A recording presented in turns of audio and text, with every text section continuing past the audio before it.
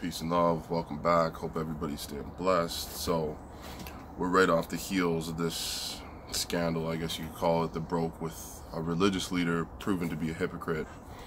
And obviously, we're talking about Tony Morris. There's a few things we got to ask, I think, when it comes to this individual. First of all, there's a lot of thinking that goes around that suggests that he is connected to the family, the Philip Morris and cigarette family, which obviously raises concerns if he's supposedly a channel to heaven. And I think right there, that word channeling, when he refers, more and more you're hearing him refer to himself as the channel, trust the channel, or at least he's a member of this body who are a channel. And so this got the juices flowing for me. I had to start looking deeper into channeling. What do we mean when we talk about the channel? And there's a lot of real interesting videos out there of people who are part of the organization or people from other religions who have had experience with channeling. And usually it's children. So in looking at this whole thing, you know, when we think about channeling, there's a lot of people that practice channeling, you know. For the Beyonce fans out there, I hope the Killer Bees don't come after me, but we know she channels alter ego called Sasha Fierce. And she's also done a performance where she's channeled the African water goddess Oshun, right? So this is not just something that's just in religion. You know, there's popular metaphysical people, someone named Esther Hicks, who's known for channeling.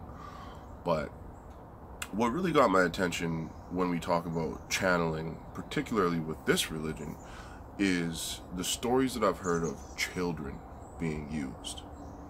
And it made me start thinking about children in religion in general, and the kind of ideas and the kind of things that children are exposed to when they're part of these type of religions, particularly the witnesses, because that's where my background comes from. But it's not just them, it's many other religions. I got into an argument with my mom a little while back because she wanted to play some of the Caleb and Sophia videos for my son, and I wasn't having it. Not gonna happen.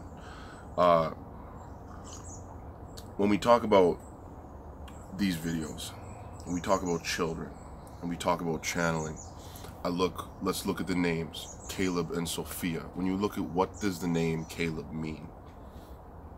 In Hebrew, it means dog. That's what the name Caleb means, dog. It can also be said to mean loyalty or faithful one. What does the name Sophia mean? Well, we know this means wisdom, right? So just with the names dog and wisdom, or loyal one, or loyal dog, however you want to look at it, and then wisdom, right there, essentially they are channeling an idea. They're channeling ideas through these two children, through these characters, right? Now, when I look back at my experience with religion, well, put it this way, the other day, maybe not the other day, I guess it was probably about a month and a half ago, someone came to the door, and the door knocks, I go up and I answer the door, and there's 3 people at the door, but right there in front of me is this child, and he was a little Indian boy. He was there with his mother, and they were there with a white lady. And first thing I noticed, this kid couldn't have been a day over 6 years old, and he's real nervous, and he's looking at me, and he says, we're coming around your neighborhood looking for deaf people. And he points to his mom, and his mom's kind of doing some sign language, so his mom's deaf. And okay, now right away I know that these are witnesses at the door. They don't know that I know that. And it was interesting the way that he said what he said, because he says, we're coming around your neighborhood looking for deaf people, or people who are interested in learning American Sign Language and learning about the Bible. But he just kind of sneaks the Bible part in there at the end, you know. And both these adults, the deaf mother and the white lady, are sitting there, kind of looking at him, and and I just thought, damn, it brought obvious memories of my childhood back, but it just makes me think about the children, because clearly this kid at 6 years old doesn't have a clue about anything, right? And mind you, this was, I think, at about 6:30, so You know, they were obviously from the deaf congregation, coming around looking for other deaf people. All right, cool. But the child is the one taking the door. And I remember this as a kid. And I mean, for me, I used to take great pleasure in evangelizing as a child. It was part of my personality. But I could just tell by looking at this child, he was very, very nervous. But the child serves a very important purpose in what's going on. And those of us who grew up in religion, whatever it is, but more evangelical religion, particularly the Witnesses, know how children are such an important part of everything. And you know, for me, it's just, it raises some serious concerns about the state of our children and how religion, sadly, can often essentially use children, manipulate children. So when we go back to the channeling, we talk about channeling. Well, some of the interesting stories that I've heard from different videos or things that I've read of people have made stories about their channeling experience, it was often children that were used, children that are used, given notepads, and because of the child's ability to tap in to other dimensions, other realms. I mean, if you just sit there and you watch a child, you know, sometimes you can watch a child play in the forest behind me, and right away the imagination of that child takes over, and the child literally enters into another world, into another dimension. And so in religion, sadly, we see this pure essence, this pure spirit. We see it being manipulated by religious leaders, right? People just like Tony Morris, the so-called channel. And so the question comes up for me, is there still children involved in channeling for the Witnesses today? That's a question that I have, and a question that I think a lot of parents should be asking, especially if you follow a religious leader who refers to himself as the channel. Is it just him channeling? How is this channeling happening? Do children get invited? Is there ceremonies that take place? Is this happen in Bethel? Or does it happen somewhere else? Right? Now, one thing that I know when it comes to the spiritual realm is, you know, and this is something, when we talk about psychedelics, it is very, very possible for people to enter into a spiritual realm, to leave this normal reality that we have here, whether it be through means of activating your kundalini, or whether it be through means of using a substance like some sort of a hallucinogen, mushrooms, LSD, the list goes on. But this is very doable. People can get out of this realm and into other realms. But now the problem is, when people enter into these realms, you know, who you're receiving information from is a question that needs to be asked.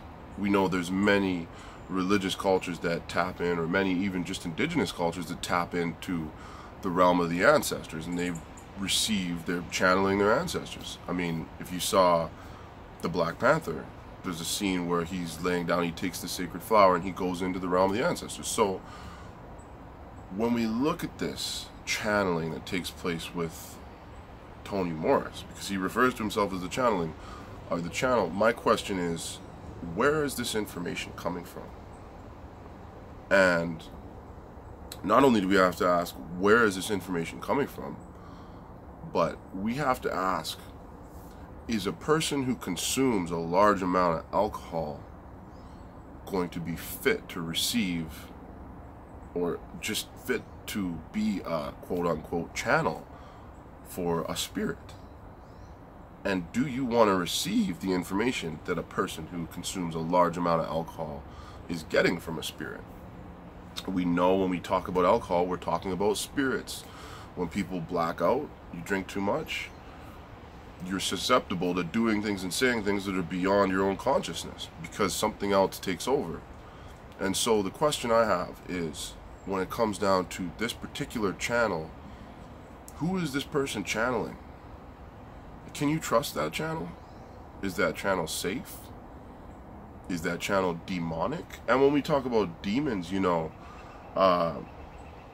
when you start studying angels and demons, you realize, you know, there's some spirit creatures that one may call a demon that may not necessarily give evil directions or evil information, but they're given information nonetheless. So I just thought this is something that we really need to look at, and especially as parents, when it comes to religion, there's so much that's said that is beyond the mind of a child, and yet we're so quick to allow our children to sit there and listen to the things that are being said. Even these videos like these Caleb and Sophia videos, talking about things that are beyond the mind of a child, but yet it's children that are used to try and push forward these different lines of thinking, these different spiritual philosophies. It's always a child. The children are the first people. The children are at the door, right? We teach the children how to give a presentation at 5, 6 years old. Before they're old enough to wipe their own ass, they're sitting here learning how to engage in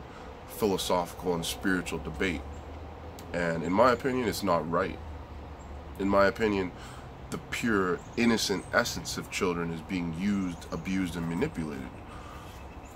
Whether it's directly through ceremonies of channeling that are happening, where children are being used, and people like Toni Morris are behind these things, I don't know. But I do know that indirectly through things like cartoons like Caleb and Sophia, and things like just using children at the door. For example, the child that showed up at my door, trying to get people into the deaf congregation. Is that okay? Is that right? Questions that we all gotta ask. So, this is what it is for today. Like, subscribe.